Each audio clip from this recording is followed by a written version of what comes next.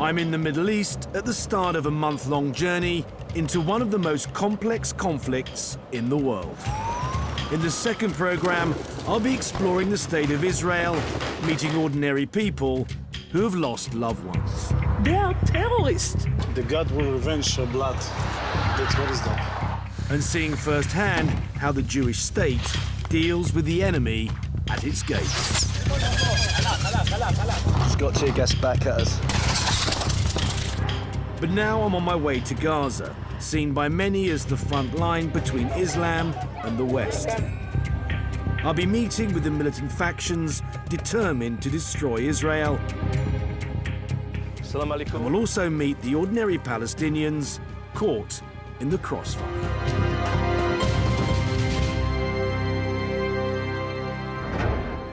Behind me is the Gaza Strip.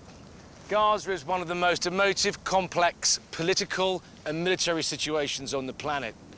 This tiny piece of land is also home to 1.5 million people who are firmly ruled by its democratically elected government, Hamas. Hamas is also recognized as an international terrorist organization. We're about to cross the border and find out what it's like to live in the Gaza Strip. The Gaza Strip is a Palestinian territory across the southern border of Israel. Since Israel's creation in 1948, it's been the scene of war and bloodshed on a massive scale. Since I was a child, Israel, the Palestinian problem, it's all been sort of there in the background and never, never really understood it, have no idea what to expect.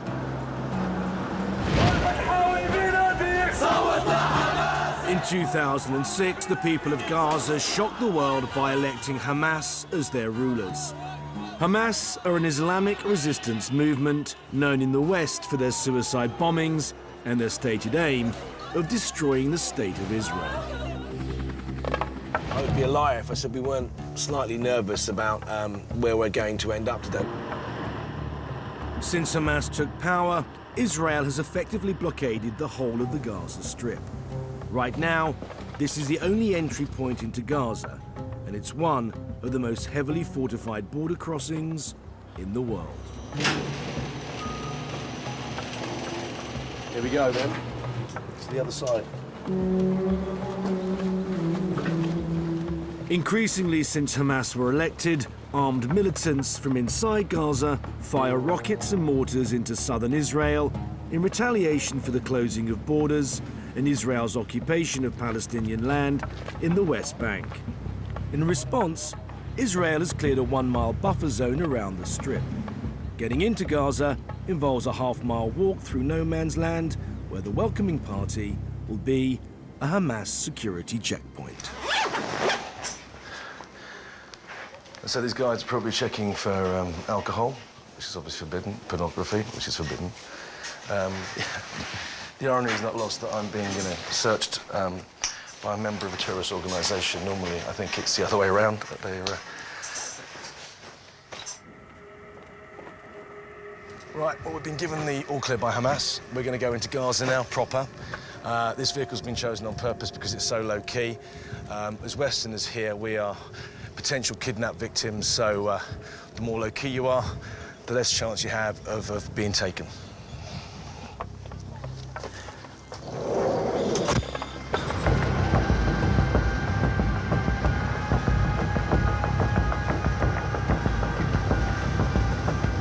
The drive into Gaza City is like a drive into another world. Wherever I look, I see destruction. The one thing that I'm not used to is seeing that amount of damage being done in such a highly populated area. It's quite shocking.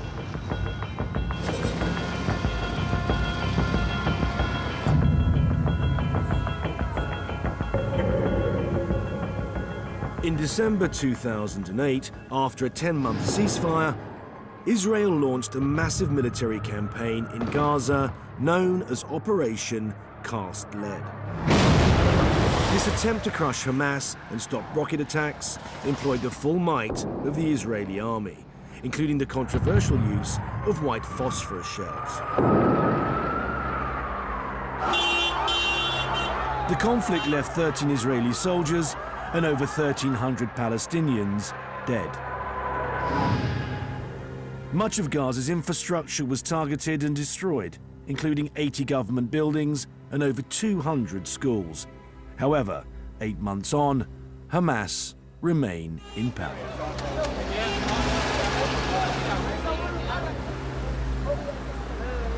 Right, it's our first day in Gaza. We're outside one of the main police stations here. It's run and controlled by Hamas.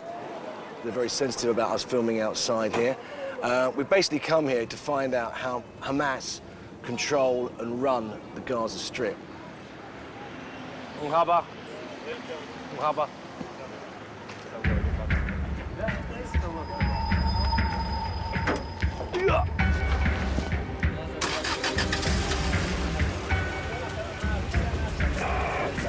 Welcome to Gaza.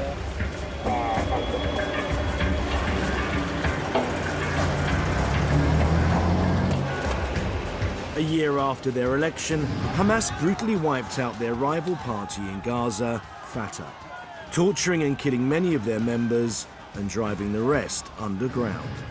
Hamas are now firmly in control, but it's widely reported they rule by fear.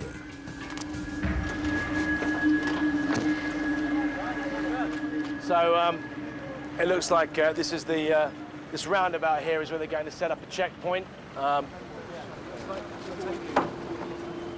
While Hamas might be seen as a terrorist organization abroad, here at home, they are the official police force on the streets.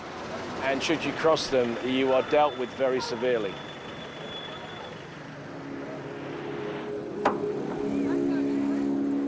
Ahmed Swaydan is a commander in the Hamas police force. Do you think things are better now, or are they worse in terms of law and order on the streets of Gaza? كانت هناك فوضى في العهد السابق ولم يسيطر عليها أحد، لا أجهزة أمنية ولا شرطة فلسطينية. فالآن الحمد لله وبنعم الله من الله عز وجل إنه بعد سيطرة حكومة حماس على قطاع غزة وتم السيطرة بكل جدية في الأرض في الميدان والكل يوم يعمل حساب لهذه الحكومة. In the short time that we've been here, some of the people we've spoken to have said that the police force here are too heavy-handed. Would you agree with that? صحيح، احنا بنستخدم القوة على المجرمين فقط، لأنه احنا فرضنا سحب القوة لكن من أجل إنه نحمي البلد هذه.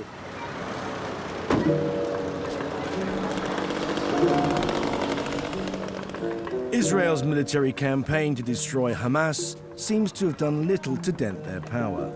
Almost a year on from the war, the destruction it caused is everywhere to be seen.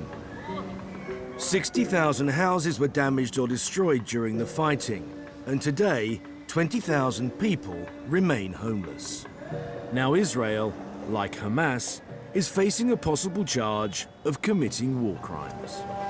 We're actually going to meet some people who have moved back into what was their home. Assalamu alaikum. Mohammed Qadir's house was destroyed in Operation Cast Lead. His family, like many, are living in the rubble of what remains. How do you feel about Israeli people now?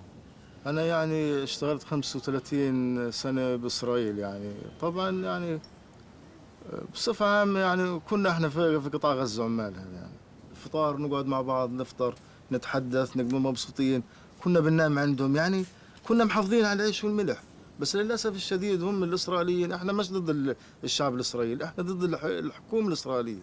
You don't dislike Israelis, you just dislike the government. أنا يعني بسأل نفسي ليش إسرائيل سوت في هيك أنا لا أنا مقاوم ولا أنا أي شيء. أنت يا إسرائيل أنت ما انتصرت على أي شيء يا إسرائيل، أنت لا انتصرت على حماس ولا انتصرت على مقاومة ولا انتصرت على أي شيء. بتعتبر هذا انتصار بتعتبر يا إسرائيل إنك أنت انتصرت على بيتي؟ لا. Israel stated they targeted this neighborhood of Abed Rabu because it was being used as a hideout for militant fighters and a launching area for terrorist rockets. If I was going to understand this situation, I needed to meet the militants who are still firing rockets despite the Israeli response and find out what good they think they're doing for the people of Gaza. We've let it be known that we want to talk to a militant faction. Days have gone by with no response. But when we finally hear that a fundamentalist group is prepared to meet us, I must be honest and say, I have mixed feelings.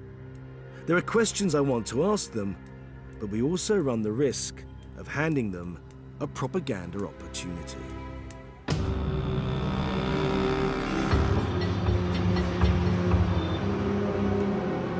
Since 2008, 1,750 rockets have been launched from Gaza into Israel. One of the groups responsible for those launches is the Islamic Jihad. We're on our way to meet them and ask them why they're still determined to send rockets into Israel, despite the fact that the response from Israel was so extreme.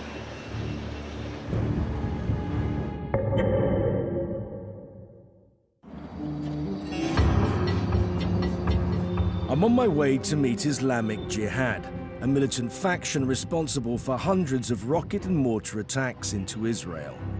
They also claim responsibility for over 30 suicide bombings. We've no idea exactly where we're going, and when we get there, we're meeting up with the Al-Quds Brigade, that is the military wing of Islamic Jihad. Our fixer has arranged to meet a contact at a halfway point on the outskirts of Gaza City. We are instructed to remove the batteries from our phones in case we're being tracked by Israeli intelligence. At a given moment, they tell us very clearly to turn the camera off. Don't shoot the outside of the building, mate. Be very careful, Andy. Be very Andy, careful. put it down. After an hour of waiting, we are finally given the all clear.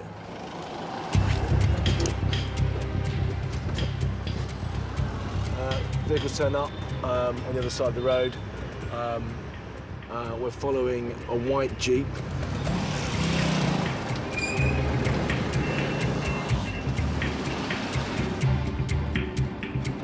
We have no idea where we're going. It seems like we're heading towards the border with Israel.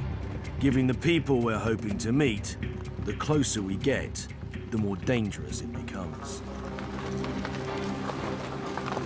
So we are perilously close to the border right now, and you know, if these guys are seen or noticed by the Israelis, then you know, probably all hell will let loose. Right, here we go.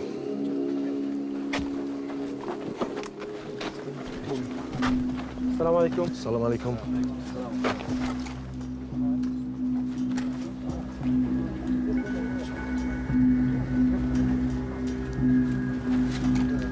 You've got guys here, very, very heavily armed. So you've got RPG to my left, variant AK-47s. You've got a guy with a sniper rifle there. مجاهدين تحركوا مجاهدين. Guys, a question. If you make rocket attacks onto Israel, aren't these people vulnerable from the retaliation? نحن نكون دائما قدر الإمكان في هذه الحالة أن نبعد عن المواطنين. قدر الإمكان أن نبعد عن المواطنين حتى لا نؤذي المواطنين. I find it hard to believe that in an area as built up as Gaza, that these militants could ever guarantee the safety of the civilians around them. And yet they claim that support for their cause is growing. Since January and the Israeli operation, have more people wanted to join your organisation as a result of what happened? صحيح. المواطنين عندما رأوا قوة وشراسة مجاهدين سرايا القدس في المنطقة في الاجتياح الأخير أو في الحرب الأخيرة، جاء لي أحد الآباء وقال لي أنا أريد ابني استشهادي معكم. أريد أن أبعثه استشهادي معكم. On that subject, your organisation has been responsible for some 30 suicide attacks in Israel, is that correct? بالنسبة لعمليات سرايا القدس في داخل إسرائيل، عمليات كثيرة وجميلة وشديدة على الشعب الإسرائيلي، والأكثر قتلى في الشعب الإسرائيلي، وهو عملية بيت ليد، عملية الشهيد الاستشهادي أنور سكر وعملية الشهيد الاستشهادي صلاح شاكر. عندما الشهيد الثاني وهو صلاح شاكر فجر نفسه بعد الشهيد الأول أنور سكر ب3 دقائق. العملية قتلت أكثر من 30 خنزير إسرائيلي وأكثر من 200 إصابة تقريبا. Do you see in the near future any sign of negotiation happening between any of your organizations and anyone in the state of Israel? لا نفكر في أي شيء من المفاوضات مع الإسرائيليين، ولا نجري ولا حكومة ولا حكومات ولا انتخابات. لا نعتبر عملنا إلا جهادا في سبيل الله واستشهادا في سبيل الله. How do you feel the elected government is doing at the moment in Gaza? No questions about Hamas government. No questions about Hamas. Okay, understood. What are we doing? What's going on? Okay, you can film in there. You can go closely. Something going on. They've got a map out.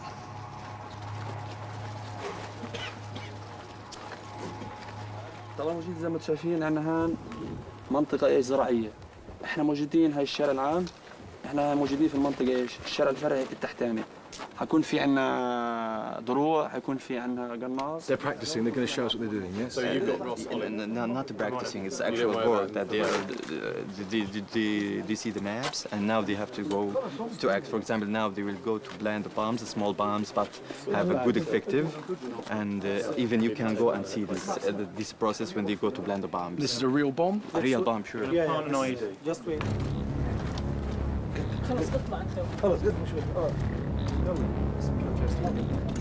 I'm really not sure how well this sits with me, but we've actually been invited to go along with them and see them plant an IED.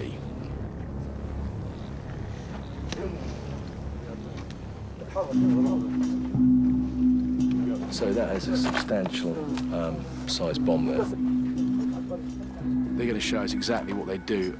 Very often, Israeli special forces will come ashore in this region, and obviously they lay booby traps for them. And they're just about to show us how they place those booby traps, known as improvised explosive devices.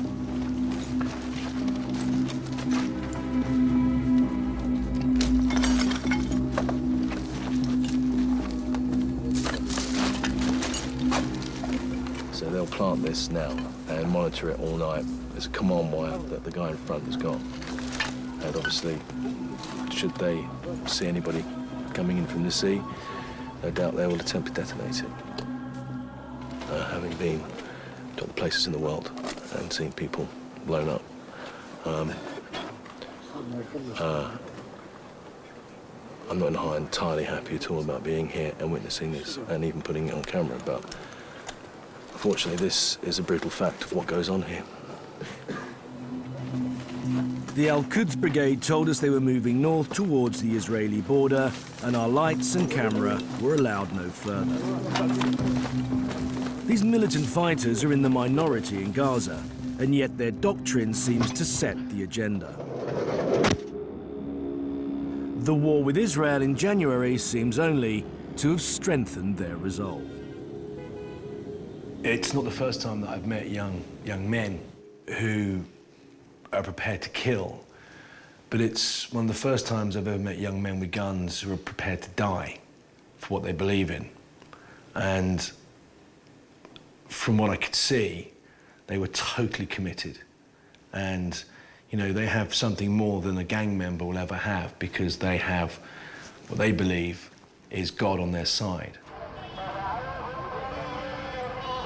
The next morning, Islamic Jihad informed us that the IED had been removed and there were no reports of any explosions or casualties.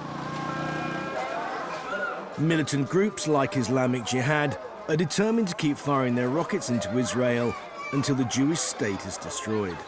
In response, Israel hasn't just launched military attacks, it's also closed Gaza's borders, sealing it off from the outside world and effectively shutting down its legitimate economy.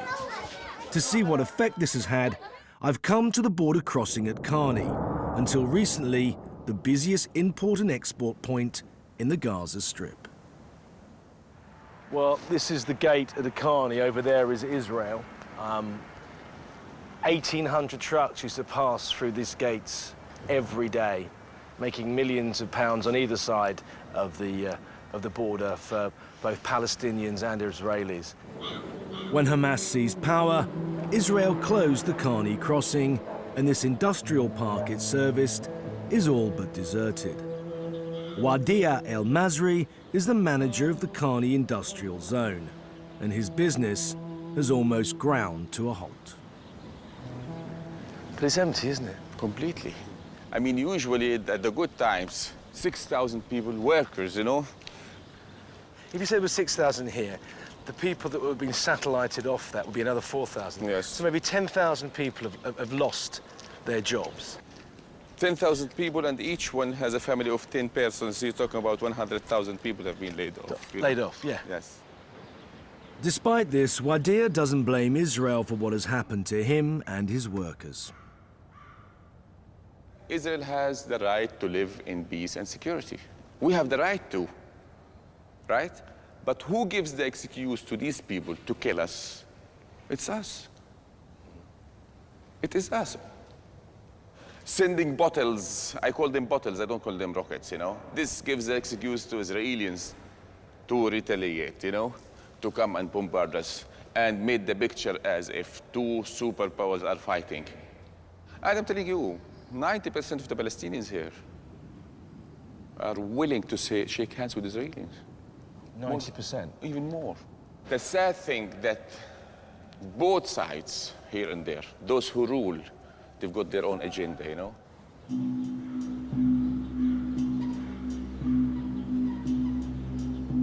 With the factories and border crossings closed, I want to find out how Gazans are surviving and putting food on their tables. The blockade has created massive shortages of building materials, medicines and certain foods. And yet, somehow, life goes on.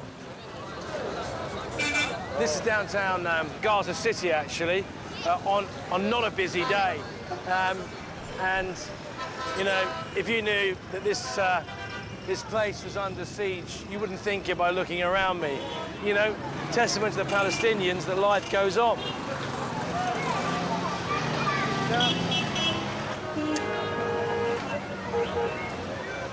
Hiya. How are you? Where'd you get your fruit from? Is it more expensive now than it was a year ago? How much more? قال لما ناخذها ب 40 هنا بنبيعها رطب 100 يعني فيش مجال. والله عشان سعيد محمد.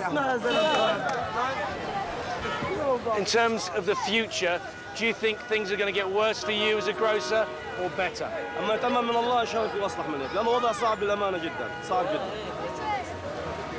The markets might be full of people and goods, but prices are high, and most people rely on UN handouts. Like elsewhere in Gaza, there's more going on than meets the eye. اليوم البضائع بنجيبها عن الأنفاق، معظم البضائع بنجيبها عن الأنفاق. بيجي من إسرائيل بامبرز الأطفال، حليب، ألبان، أجبان، فواكه، غير بعد الإغلاق والحصار اللي تعرضنا له كله بيجيبوا على الأنفاق. سعر مرتفع. ارتفعت الأسعار بنسبة 200% بعد دخولها على الأنفاق.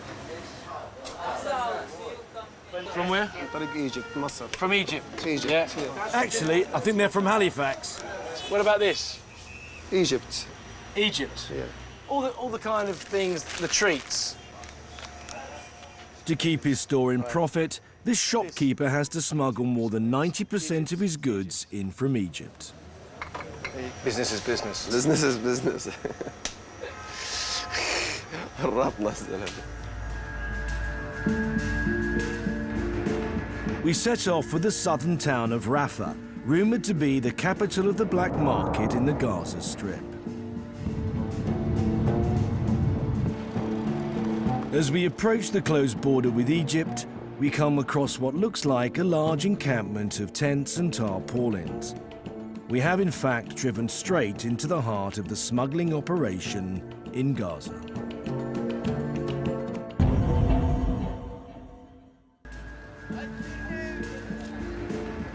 I've come down to Rafah in the south of the Gaza Strip to see for myself how goods and supplies are smuggled under the border with Egypt. Assalamu alaikum.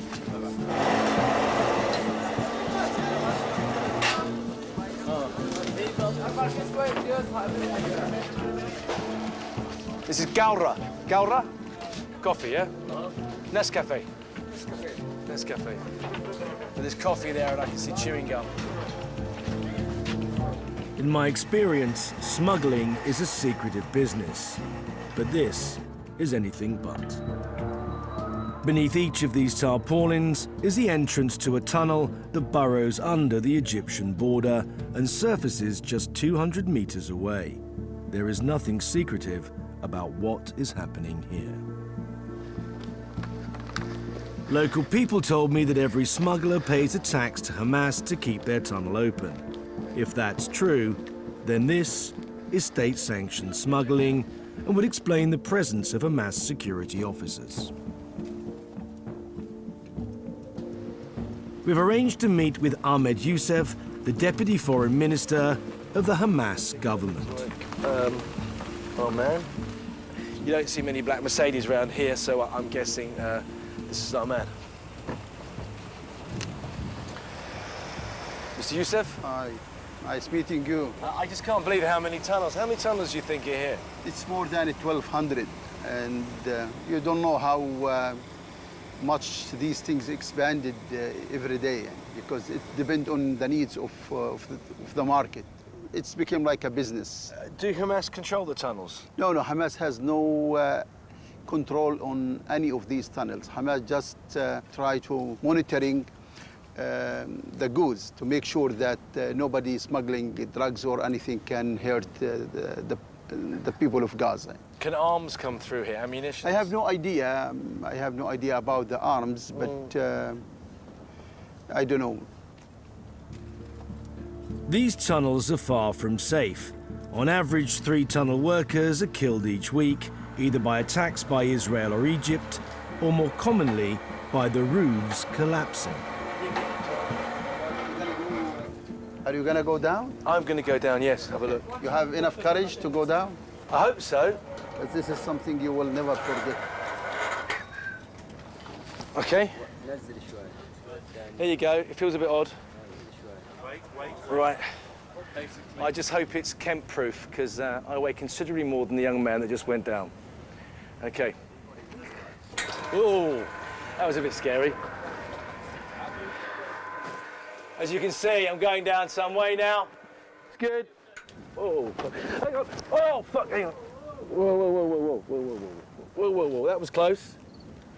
Fuck me. Right. Not exactly the executive lift, but here I am. Hey. Thank you. So, that was exciting. Nearly came off halfway down. There you go. So this is the tunnel.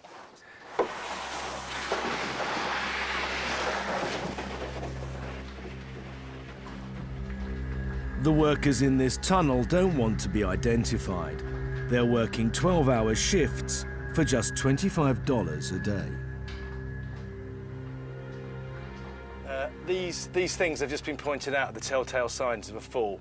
When it starts cracking like this, and it's cracked all the way here, you can see, I don't want to push it too hard, but all this now is cracking. And the guy has just been explaining to me that that's the first sign of collapse.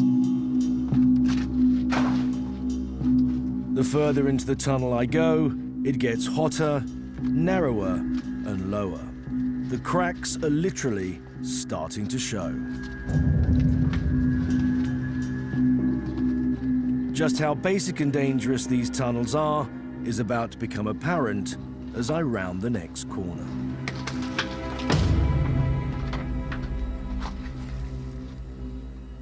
Right, we're right at the face now where this guy is digging away. And he's not the only one doing this. There are hundreds of people doing this as we speak, trying to forge another way into Egypt to get goods back into Gaza. But the simple fact is that these young men risk their lives every day for $25 a day, and often many of them die in the collapses. And unfortunately, this is also part and parcel of everyday life for some Gazans.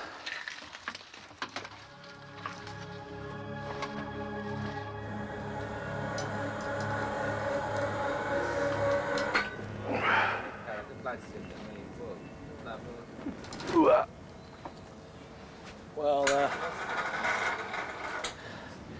as you can see from me, it's very hot down there. We had a little collapse while I was waiting to come up, and you could see the panic on the guys' faces. They all ran down there.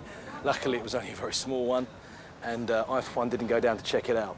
I waited near the so-called lift or ladder. But that was an incredible experience, actually, and to think that those guys are doing that every day, 24/7. Seeing that young man risk his life and scrabble in the dirt for $25 a day makes me realize the lengths people are going to put food in their stomachs.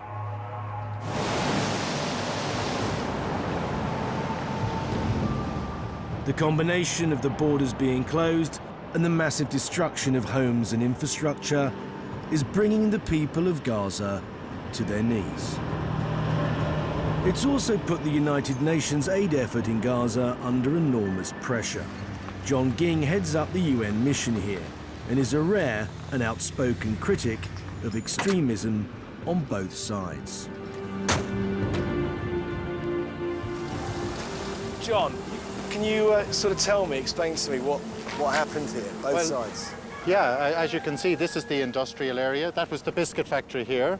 And then down along on this side, you have the cement factory just over the brow of the hill. And remember that the announcement was that this whole war was about destroying the infrastructure of terror. When you look around the Gaza Strip and you see what infrastructure has been destroyed, then you realize very quickly that that was not the infrastructure of terror, it's the infrastructure of the economy.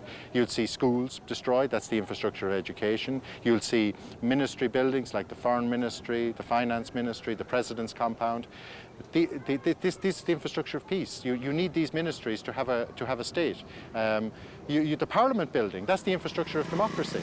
And then you have the tunnels, which are still operating. The effective black market, the thing Correct. that undermines society. Correct. Society here, in every aspect of its functioning, is being broken down. Do you think that all of that was done purely and simply because of an election result? Well, or is there another agenda? Well, these are the questions that have to be asked. How could you do this and then believe that that is positive in terms of the process of getting stability, security, and peace in the Middle East? It's very difficult to figure out what is the truth until you come. And when you come here, then it's actually crystal clear. And it doesn't mean that you become anti-Israeli or pro-Palestinian or pro-Israel and anti-Palestinian. It means that you see the truth.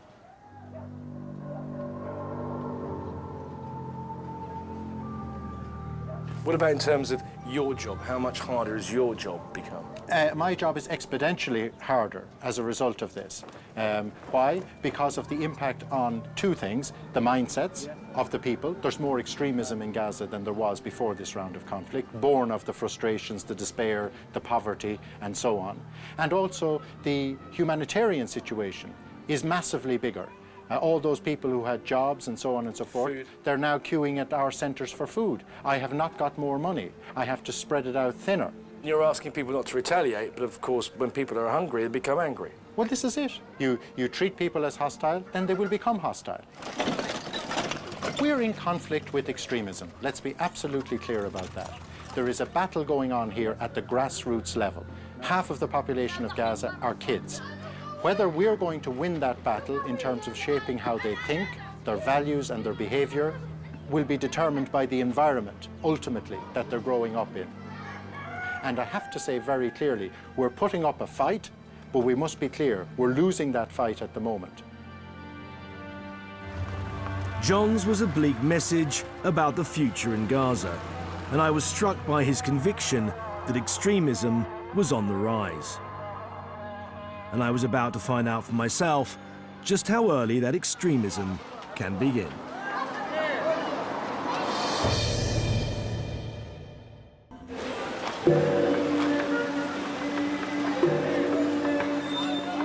I'm nearing the end of my time in Gaza, and what struck me the most is that here, the extraordinary becomes the ordinary.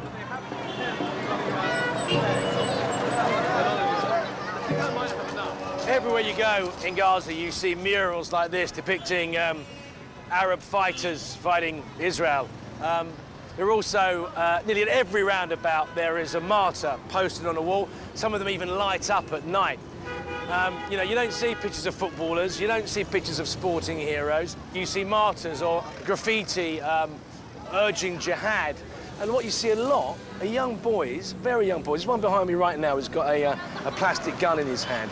And you don't see kids kicking footballs around. You see them playing shooting games. You don't have to be a professional psychologist to work out. With all those images coming into you day in, day out, it's going to have a profound effect on you when you grow up. Death in Gaza is so commonplace, it has quite literally become a way of life.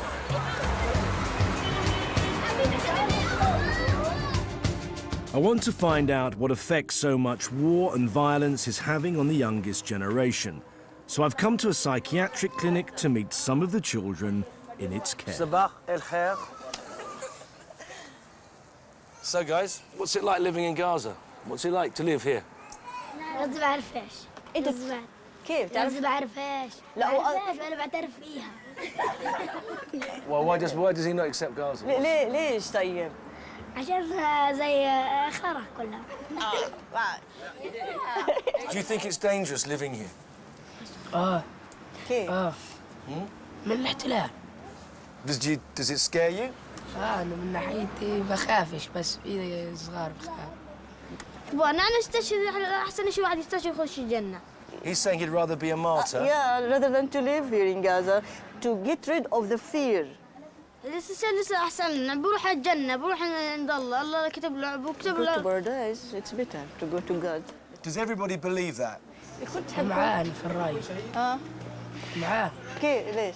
ممكن الواحد يدخل الجنة متزكي على واحد يدخل الجنة يلقى نعيم أحسن ما يلقى يعني شيء. This boy here, very quiet. This boy here. إيش اسمه أحمد؟ أحمد. Why are you so quiet? معلش. أخو سيدي وستي وخالي وأختي وسيدي وستي. Who did this? مين عمل هيك يا أحمد؟ يهود. شوف. Thank you very much for talking to me. We're about to stop filming when a young girl who has been silent raises her hand and says she has something she wants to say. هم كتير بدهم خلينا احنا بدناش نعمل سلام مع اليهود لانه اليهود هم يعني خلوا امي وابويا يستشهدوا يعني قطعوا قلبي لما شفت امي وابويا يعني قاعدين بيستشهدوا قدامي وامي راح نص راسها وابويا يعني راسه طلع عقله من راسه وتصاب بخصرته وتصاب برجله. بعد هيك يعني كله اخويا صلاح قال يلا امشي نطلع برا. انا تمتني حاسه حالي لقيت بقفص لانه انا امي وابويا مش عندي.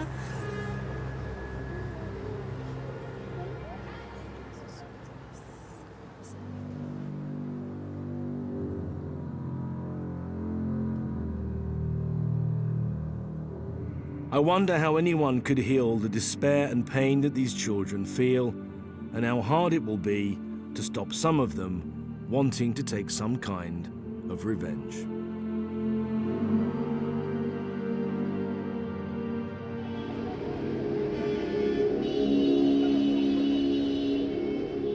It's our last day in Gaza, but as we head to the border, we receive a call from a military faction called the Al Nasser Brigade. They are the military wing of the Popular Resistance Committee. They requested a meeting with us. They're one of the many factional groups that exist here in Gaza. We have no idea what they want to say to us. We do know they were formed in 2000. We do know that they are made up of ex-members of Hamas and Fatah. They've claimed responsibilities for bombings in Israel. Apart from that, we have no idea what they want to say to us or what they want to show us.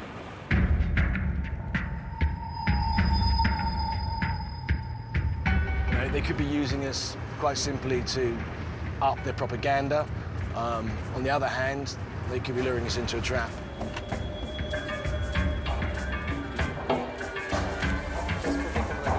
Camera down this time, please. The two guys turn up in beers, in black, in combats. They're both carrying AK-47s. They look very serious, I have to say. They're taking us apparently on a big detour, we've just been told, and that's to obscure their location. I mean, we've told us not to film, but I don't think it makes much difference because, you know, we're listening to what? We're stopping, so...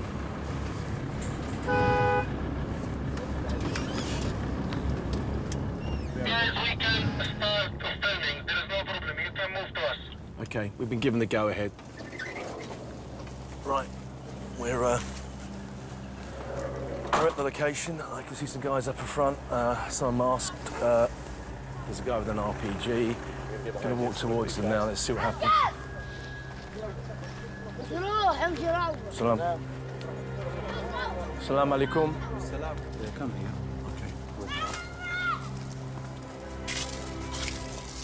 The leader insists we move away from the vehicle towards a covered area in the orchard.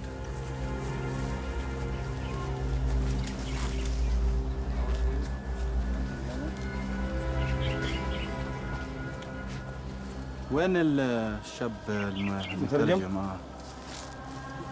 This is the Martha. I now realize that I'm face to face with a suicide bomber. TNT. TNT. Right. Okay. And that's the switch. بدنا شيء تكون مبين. لقيت يعني بدي يصور المسج تبعك. It's become clear that we have been brought here to witness the recording of a martyrdom video. أنا الشهيد الحي بإذن الله أقوم بهذا العمل ابتغاء وجهات مرضاة الله ومن أجل الوطن وراحت نص عائلتي في هذه الحرب الظالمة على الشعب الأعزل الذي لم يرحم فيها أي طفل ولا شيخ ولا مرأة وأنا جاهز بإذن الله لأي أقوم بهذا العمل الاستشهادي وأنا تحت أمر القيادة بإذن الله في أي عمل يقوم على الحدود أو في أي العدو بإذن الله. Can I ask a question? Yes. Can you tell me how old you are? 24 مخلص جامعة أنا طالب جامعة مخلص بإذن الله. Can you tell me what degree you received at university? حقوق. كلية الحقوق. You finished in law. By the act that you're going to carry out, you feel that you will avenge the people in your family that were killed in January, is that correct? بإذن الله صحيح.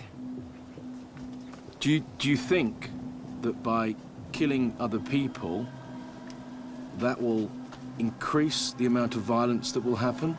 Or do you think that will in some way stop violence? إنهم يعتدون على الوطن الحبيب وطني فأنا يجب أن أدافع عنه بأي شيء وحتى لو كانت بروحي. Do you feel that this is the only alternative for you now? الإسلام بحث على أن نجاهد من أجل الوطن ومن أجل الله.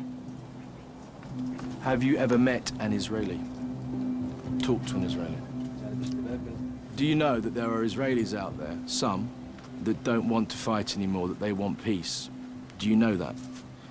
أنا مع السلام بإذن الله لأنه يحتلون وطني فإن الحرب هي التي تولد حرب والسلام يولد سلام.